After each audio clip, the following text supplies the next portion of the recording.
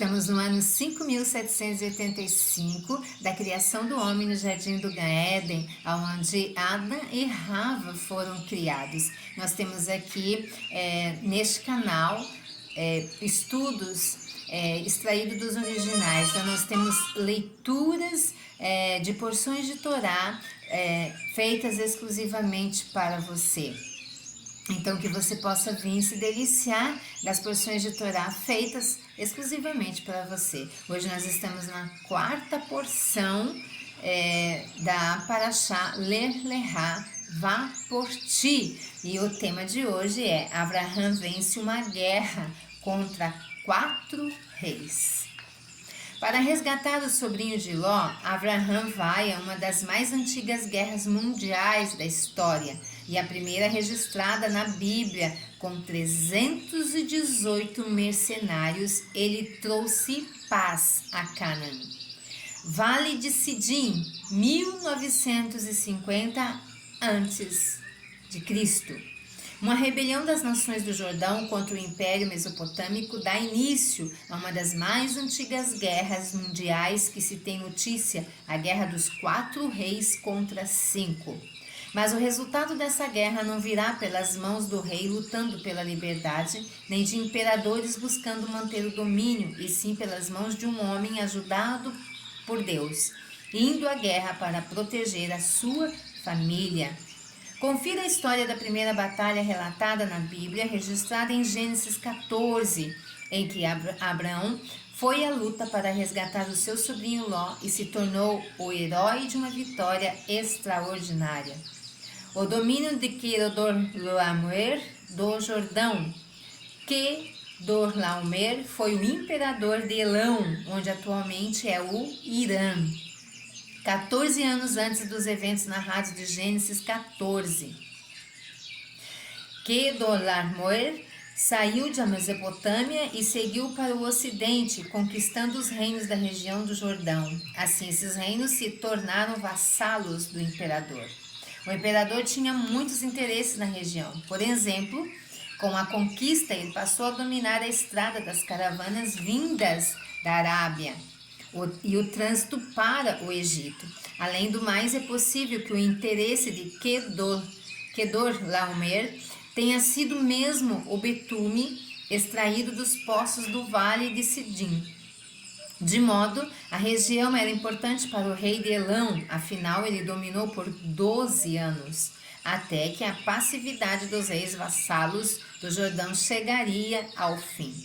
A rebelião da Pentápolis do Jordão, por volta de 1950 a.C., no 13º ano do domínio mesopotâmico do Jordão, uma coalizão de reis do sul resolveu dizer chega a Kedorlaomer e se rebelou contra ele. Os reis rebeldes foram Bera, rei de Sodoma, Birsa, rei de Gomorra, Sinabe, rei de Adamá, Semeber, rei de Zeboim, e o rei de Belá, também chamado de Zoar.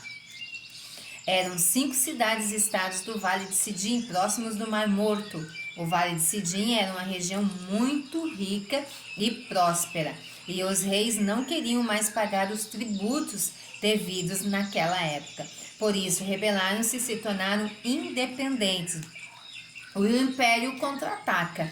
No 2º ano da rebelião, Kedorlaomer uniu-se aos outros 3 reinos do norte e seguiu para o ocidente para dar uma lição aos rebeldes. A Confederação do Norte de Kedorlaomer foi formada por Arrafel, rei de Sinear, Arioque, rei de Elazar, Kedorlaomer, rei de Elão, e Tidal, rei de Goim. O rei Arrafel é uma figura enigmática. Na lista dos reinos do norte, ele aparece em primeiro lugar, dando a entender ser o maior dos reis. Seu reino Sinear é local da famosa Babilônia, onde hoje é o Iraque. Na Bíblia, o primeiro imperador de Sinear foi Nirod, um grande guerreiro do passado, o qual a gente estudou na Parashá da semana passada. Aliás, algumas tradições judaicas dessa história apontam a Rafael como o próprio Nimrod, embora esse seja apenas uma das teorias sobre Arafel. Outra teoria aponta Arafel seria Hammurabi, o rei da Babilônia daquele período, muito conhecido por sua obra jurídica conhecida como Código de Hammurabi. Todos nós já estudamos sobre isso. Era uma confederação formada por 4 reinos do norte: Elão, hoje é o Irã; Sinear, que hoje é o Iraque; Goim e Elassar, que hoje é a Turquia. Quando ela saiu da Mesopotâmia, entrou na Palestina e causou grande destruição. No 14º ano, Quedorlaomer e os reis que a ele se aliaram derrotaram os Refaíns em Asterot e Carnaim, os Zuzins em Ram, os Emins em Savek e Ataim, e os Oreus, desde os montes de Seir até El Paran, próximo ao deserto. Depois voltaram e foram para Mispaque, que é Cádiz, e conquistaram todo o território dos amalequitas, dos amorreus que viviam em Azazon Tamar. Isso está registrado em Gênesis 14, 5 ao 7. O exército abriu uma rota de destruição e domínio mesmo antes de chegar até os reis de Sidim. A estratégia de choque e pavor era para causar medo e rendição aos reinos rebeldes muito antes do confronto. A estrada pela qual seguiu o exército é hoje conhecida como a Estrada dos Reis e foi encontrada pelos arqueólogos em 1924. Outro detalhe muito importante sobre as primeiras batalhas dessa guerra ser de retomada diz respeito aos povos que foram dominados no caminho. Foram os Refaíns, os Uzins, os Imins e os Oreus. Esses povos estão retratados em Deuteronômio 2, verso 10 ao 12 e versículo 20. Os Uzins seriam os Zanzumins. É dito desses povos que eram numerosos e muito altos. Eram povos de gigantes como Golias de Gat. Os povos dominados por Quedorlaomer nessa guerra de retomada de poder eram reinos poderosos e temíveis que foram rapidamente dominados pela forte confederação do norte. A Batalha do Vale de Sidim. Enquanto a Confederação do Norte, liderada por Quedorlaomer, deixava seu rastro de destruição, a Pentápolis rebelde se organizava para se defender. 4 reis contra 5. Esse primeiro confronto do Império contra os rebeldes ocorreu no Vale de Sidim, mas não foi favorável aos da casa. Quedorlaomer afligiu uma dura derrota para os rebeldes, que foram ainda mais humilhados quando pegos em suas próprias armadilhas. O vale tinha muitos poços de extração de betume. Quando os soldados de Sodoma e Gomorra fugiram, muitos soldados caíram nesses poços. A derrota foi tão grande que os soldados sequer reconheciam seu próprio terreno com a localização dos poços. Já os sobreviventes fugiram para os montes. Ora, o Vale de Sidim era cheio de poços de betume, e quando os reis de Sodoma e de Gomorra fugiram, alguns dos seus homens caíram nos poços, e os restantes escapou para os montes. Gênesis 14, 10. A humilhação e a derrota se estendeu. Os reis do norte entraram em Sodoma e saquearam toda a terra, roubando os bens e levando o povo como escravo. Quedorlaomer conquistou uma vitória devastadora para os rebeldes. A única coisa que Quedorlaomer não esperava era que entre os moradores de Sodoma levados como escravo havia o sobrinho de Abraão. O resgate do sobrinho, Ló. E assim teria acabado uma das grandes guerras mundiais da antiguidade. Não fosse Quedorlaomer ter mexido com a família errada, essa batalha não teria entrado no livro mais extraordinário de todos os tempos se o rei de Elão não tivesse invadido Sodoma e levado Ló como escravo. Quando o próprio imperial foi embora, um sábio soldado, sabendo da força de Abraão e do amor dele pelo sobrinho, escapou da batalha e correu avisar o patriarca, que vivia próximo dos carvalhos de Mane. Abraão até então só observava de longe. Talvez intercedesse pelos rebeldes por causa do seu sobrinho. talvez intercedesse pelo sobrinho, mas até então não tinha entrado na guerra, não tinha motivos fortes o suficiente até agora.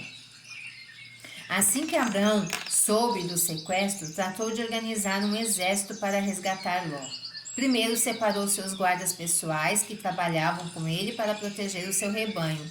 Eram ao todo 318 homens, e que naquela época era um grande exército já.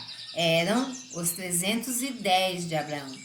Quando Abrão ouviu que seu parente fora levado prisioneiro, mandou convocar os 318 homens treinados, nascidos em sua casa, e saiu em perseguição aos inimigos até Dan.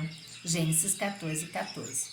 Quando Abraão ouviu que seu parente fez um acordo militar com seus aliados amorreus Aner, Escol e Mane.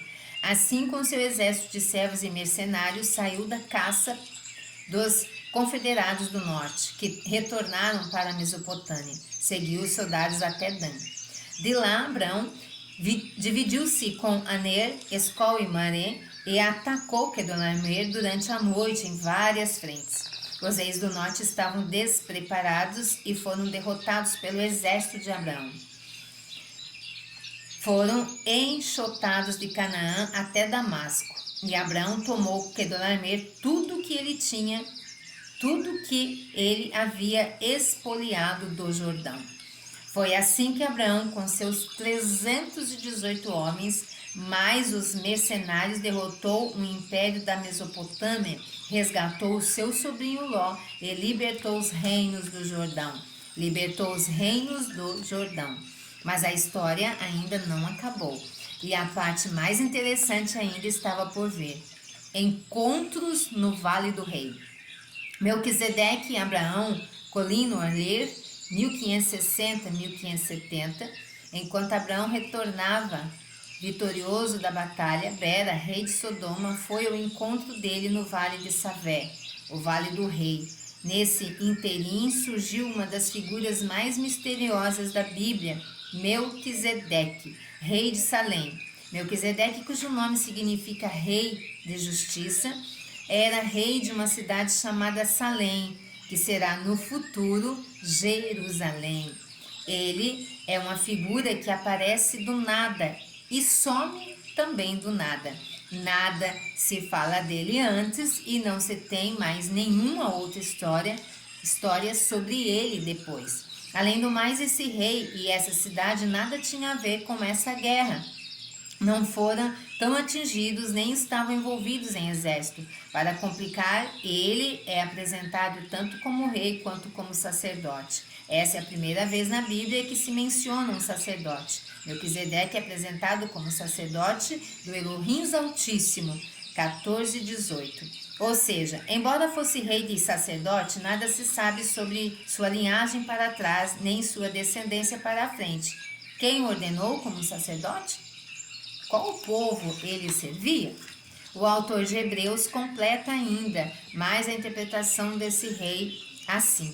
Esse Melquisedeque, rei de Salém, o sacerdote do Elohim Altíssimo, encontrou-se com Abraão quando ele estava voltando. Depois de derrotar os reis, o abençoou. E Abraão lhe deu o dízimo de tudo. Em primeiro lugar, seu nome significa rei de justiça. Depois, rei de Salém, que quer dizer rei de paz. Seu pai, sem mãe, sem genealogia, sem princípio de dias nem fim de vida, feito à semelhança do filho de Elohim, ele permanece sacerdote para sempre. Hebreus 7, do 1 ao 3. Ou seja, disse que ele não teve princípio de dias nem fim de existência e que ele permanece sacerdote perpetuamente. Então, Hebreus não dirá que Melquisedeque era maior do que Abraão? Este homem, porém, que não pertencia à linhagem de Levi, recebeu os dízimos de Abraão e abençoou aquele que tinha as promessas. Sem dúvida alguma, o inferior é abençoado pelo superior. Hebreus 7, 6 e 7. Agora veja o que ocorreu nesse encontro. Esse mistério rei veio ao encontro de Abraão e ofereceu um banquete completo de pão e vinho. Em seguida, Melquisedeque o abençoou. Bendito seja Abraão, pelo Elohim Altíssimo, Criador dos céus e da terra, e bendito seja o Elohim Altíssimo que entregou seus inimigos em suas mãos. Gênesis 14, 19 e 20. Abraão lhe deu o dízimo dos despojos da guerra. Ou seja, o rei abençoou Abraão e este dizimou, e aquele por isso, segundo Hebreus, Melquisedeque é superior a Abraão, e o sacerdote desse rei é maior, até mesmo que o de Arão. Desse modo, dando o dízimo dos despojos, Abraão reconheceu que a vitória daquela batalha foi possível pelo auxílio do Elohim Altíssimo. Em seguida vem o rei de Sodoma de Bera e intercedeu pelo seu povo ao patriarca peregrino. Pediu a Abraão que devolvesse as pessoas que haviam sido resgatadas, mas disse que ele poderia ficar com todos os despojos da batalha. Abraão, por sua vez, não quis receber nenhuma moeda dos despojos. Embora ele já tivesse dado o dízimo, ele não iria ficar com nada. Somente pediu para que seus aliados amorreus, Aner, Escol e Manem recebessem a parte deles. Ele mesmo não quis nada, mais nada. E o objetivo era único, para que você jamais venha dizer: eu enriqueci a Abraão. 14, 23. Assim Abraão recebeu Melquisedeque, ceou com ele, foi abençoado por ele e deu o dízimo dos despojos da guerra. Mas quando recebeu o rei de Sodoma, não quis receber os seus bens de direito. E Ló retorna a Sodoma. Fica aqui a nossa paraxá, né, de Lerá. Nós continuamos no próximo vídeo com a nova porção de Lerá. Então não esqueça de se inscrever no nosso canal, comenta, compartilha, ajude o nosso canal a crescer com as leituras, que elas possam edificar a tua vida. Lehitraot.